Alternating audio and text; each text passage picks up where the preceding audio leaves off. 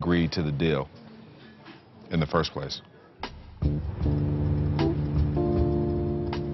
For that deal to work, Jackson needed to move to LA to begin rehearsals.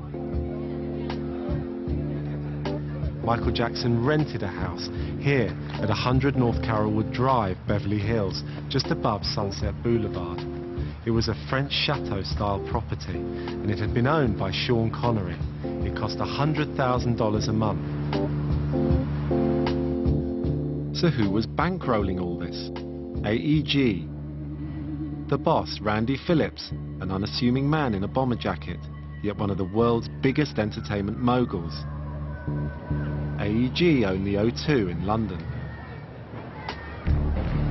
A matter of days after the tickets went on sale, Randy announced that they were increasing the number of shows. Happy, I'm shaking. He gave an interview about it on a fan's website. You told us on Thursday that you were putting 10 on sale. You'd set aside 30. Correct. It's now 50. What's your reaction? I mean, has this exceeded your expectations? I mean, beyond I mean, I don't even there isn't an adjective to explain how I feel about how the business has been, how many shows, the demand that was created. He said to me, he said, Randy, how many shows do I have to do in one city? And I said, you know, 50 minimum. How you doing? But it seems that there is some doubt that Michael was on board. He was reported as saying, I went to bed knowing I'd sold 10 dates and woke up to the news I was booked to do 50.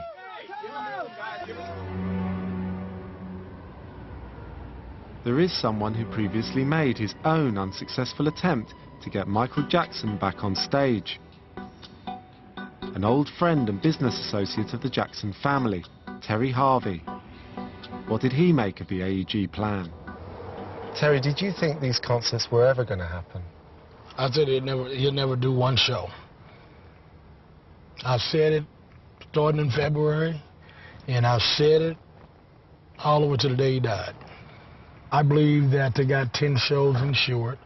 I believe Michael agreed to do 10 shows. But did he agree to do 50? No, I don't believe he agreed to do 50. You don't think he agreed up front to do 50? I believe he agreed to do 10 shows. So when did they up it to 50? The minute they started selling out. He was alleged to have said to the people organising the concerts, please no more concerts. 50 shows, a lot of shows. Michael ain't performed in years. So, you know, it's just like an athlete. You got to train for that. You got to be mentally, physically ready for that. To me, it was frail.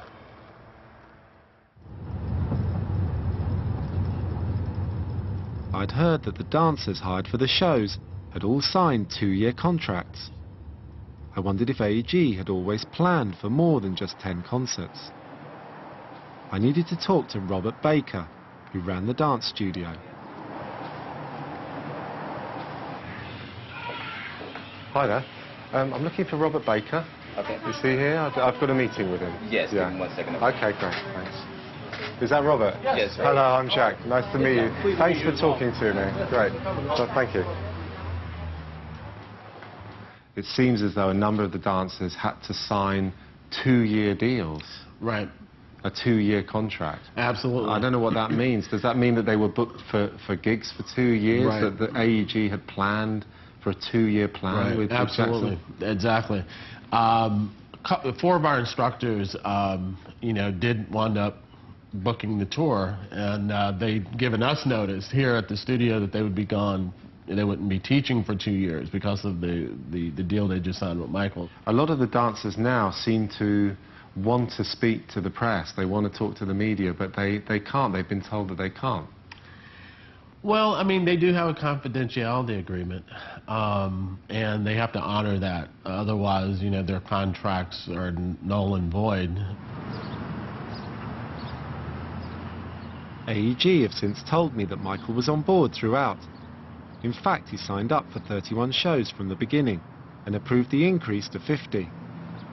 They say Jackson even expressed interest in doing enough shows to break the Guinness World Record, and that signing up the dancers was just prudent, in case the comeback at a life beyond London.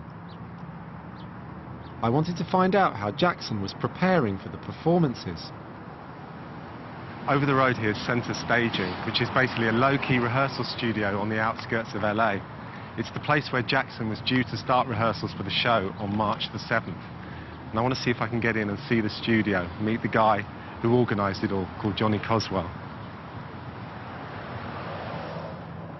So it was quite a kind of low-key approach. He wasn't sort of going for razzmatazz. Well, it was a kind of a, we were the top secret location in Burbank.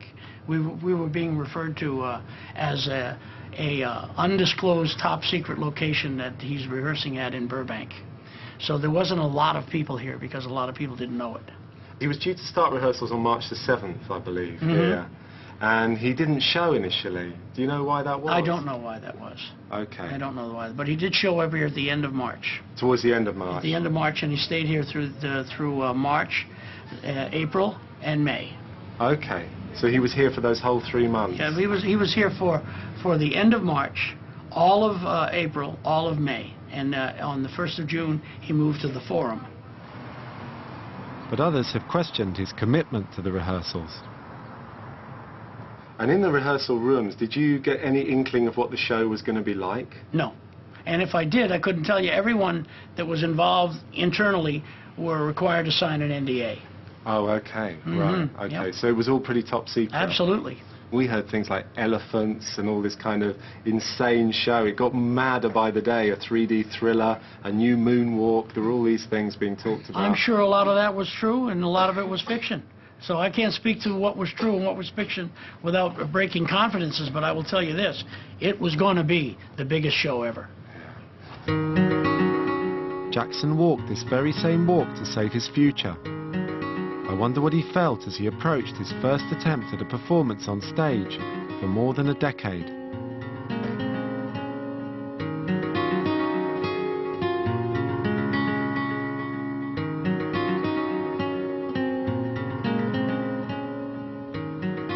It's kind of really ghostly, isn't it? Because it only happened a couple of weeks ago, and yet it feels like it's already passed into Jackson legend, you know, what's happened.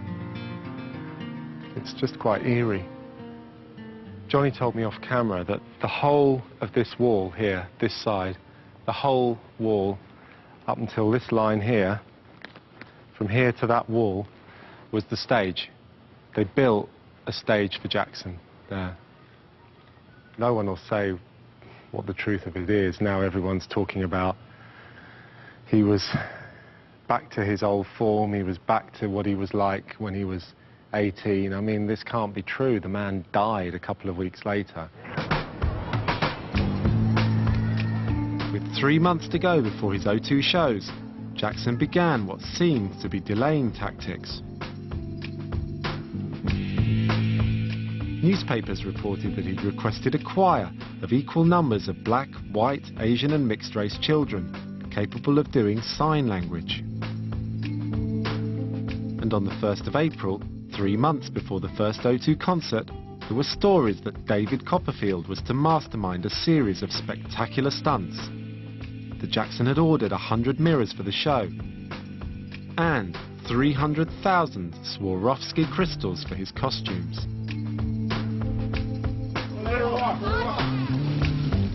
Then another story emerged that was of more concern. How's Michael feeling with the skin cancer? Is he okay? You said skin cancer? Well, that's the report he had.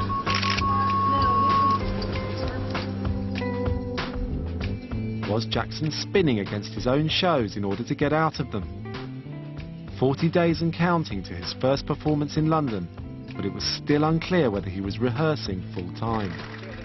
By day, he was seen sporadically out shopping for toys with his children in LA. But at night, he was cocooned away in his hilltop hideaway. What was actually going on? Michael he was on drugs. He was on prescription meds, and everybody knew it. But nobody wanted to say no.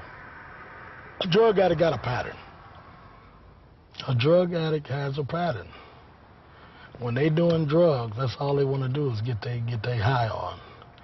No matter what's going on around them, They would come up with an excuse not to go. They would